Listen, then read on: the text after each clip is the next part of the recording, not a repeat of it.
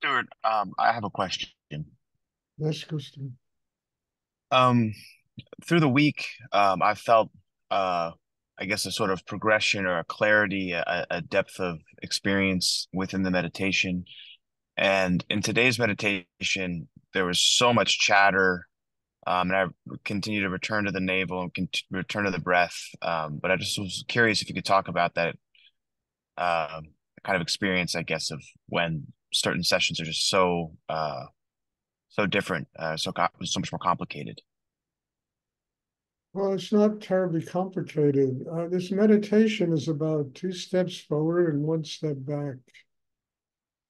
And when that one step back happens, the chatter in your head, you understand, you're usually tapping a deeper resource of energy inside. More stuff that's been just hidden inside you that's coming to the surface.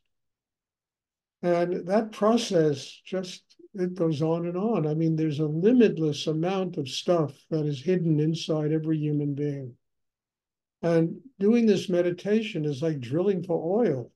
You have to go through layer upon layer of bedrock until you hit a gusher of Shakti and spirit and energy and sweetness, and that becomes part of your system. Once it becomes part of your system, whatever you attain in your inner growth has to be broken down because it not only is something you gain in your life, it also can become your limitation. So it has to be broken down. And then there's the chatter, the noise, you're hitting other pockets of resistance inside yourself. And none of this is to be worried about. It's all part of the process of inner growth.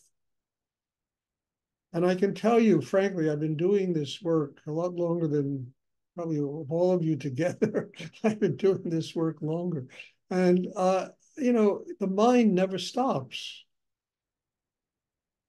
Understand? It becomes like traffic in the neighborhood where you don't listen to it anymore. It becomes background noise to your particular movie that's going on inside you. It just becomes noise that you have the strength inside yourself to detach yourself from it. You don't listen to it. You don't get caught up in it. And when you don't get caught up in it, it goes away a lot quicker because you're not feeding it. So what you expressed is not uncommon in the doing of deep inner work because it always is 2 steps, 3 steps forward, 1 step, 2 steps back. And the problem with people is that they get caught up in the 2 steps or 1 step back and get upset and angry. Well, I thought I was past this. And they create a nightmare for themselves instead of saying, okay, I am 1 step ahead. I have managed to tap a great resource of inner quiet, and now I have to really work on myself to sustain that. It doesn't just sustain itself. You have to do the inner work to continue to build the chakra below the navel, to continue to open the heart, to continue to keep your attention focused in the third chakra. I mean, all of it is a process that ultimately organically develops a human being to where ultimately the quiet becomes 80% of the time instead of 10% of the time because you have built a system that can sustain it. So don't be surprised if one day you're feeling like you're some kind of angel floating above the earth, and everything is peace and love, and then 2 days later, suddenly there's all this noise and anger and upset, and you're tapping deeper resources in yourself where a lot of that, you know, negative energy is buried,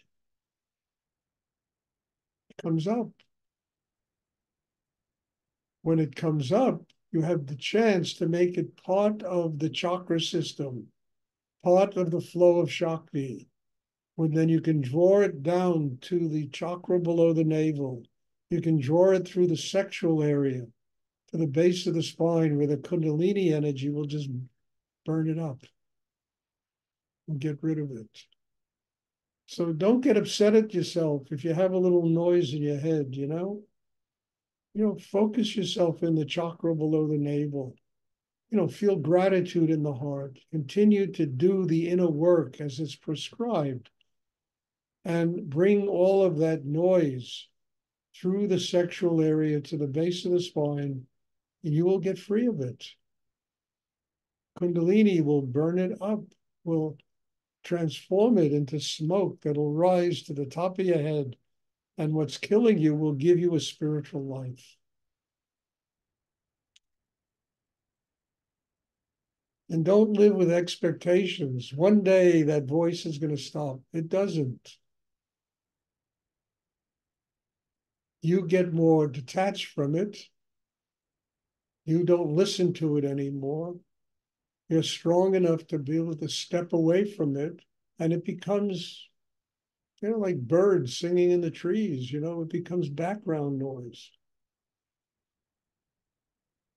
And that takes place because you've drawn, you've trained yourself to draw it to the chakra below the navel.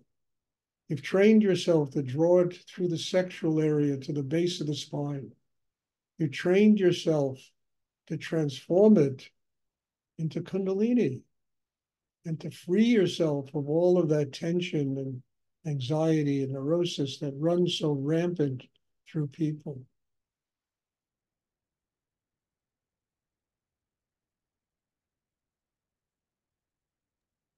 But Thank you. that's, you're welcome, Winston. I mean, a very good question. That's the work. That is the work of this meditation, to get free of oneself. And if you grab onto all the positive things that happen, I guarantee you, within a day or two, you're going to be struck by a number of negative things that are going to happen. You got to surrender everything. The positive and the negative have to be drawn down to the chakra below the navel, transformed into chi, and brought through the sexual area to the base of the spine to activate and feed Kundalini. It's the process of having a spiritual life, freeing yourself of your humanity. That's all we're doing. By opening the heart, by having a quiet mind, by being centered and being grounded, by knowing how to use sexual energy, and by activating the Kundalini. You free yourself.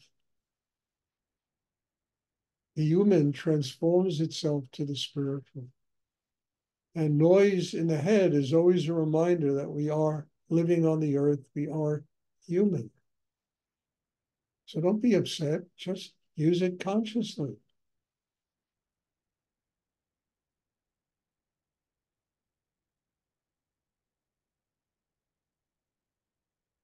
Does anyone else have a question?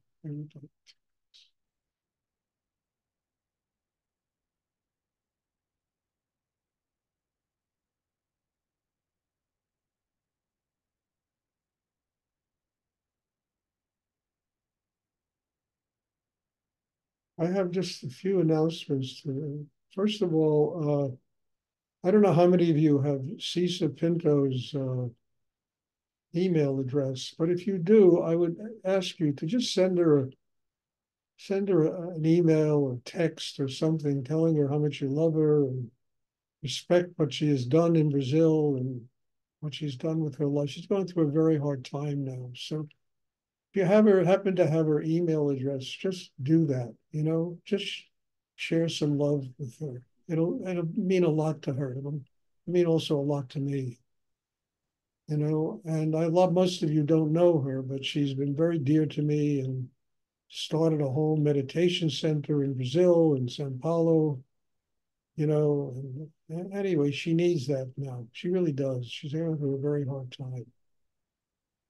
So, if you have her address, just send her a love note. Hey, Cisa, I really remember how extraordinary you are. I mean it. It'll do a lot for her. It'll do a lot for you. It'll do a lot for me. You can do that. And the second thing is, I mean, I didn't announce this before the class, but I think in the class we have to take the difficulty that Ava is going through right now in her life into our hearts and send her all the love that's possible, all the healing that's possible inside each and every one of us. Going through a difficult time now, and I think there'll be a lot of gratitude in her that will receive that. Eva, raise your hand. People don't know you. Thank you. Thank you, Stuart. Thank you, everyone. You're welcome. Does anyone else have a question?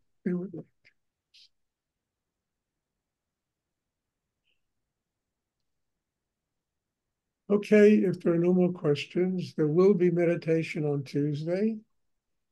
God bless you all. Thank you. Thank you for being in my life. Thank you for, as I always say, being my guru and demanding that I work this hard on myself in order to come up with the stuff that I come up with. I mean, really, we all need that. And I just feel very blessed having that in my life. So God bless you. Thank you. And there'll be a class on Tuesday. Thank you, Stuart. Thank you very much, Stuart. Thank you, Stuart. Thank you, Stuart. Bye. Thank you. You have a great day.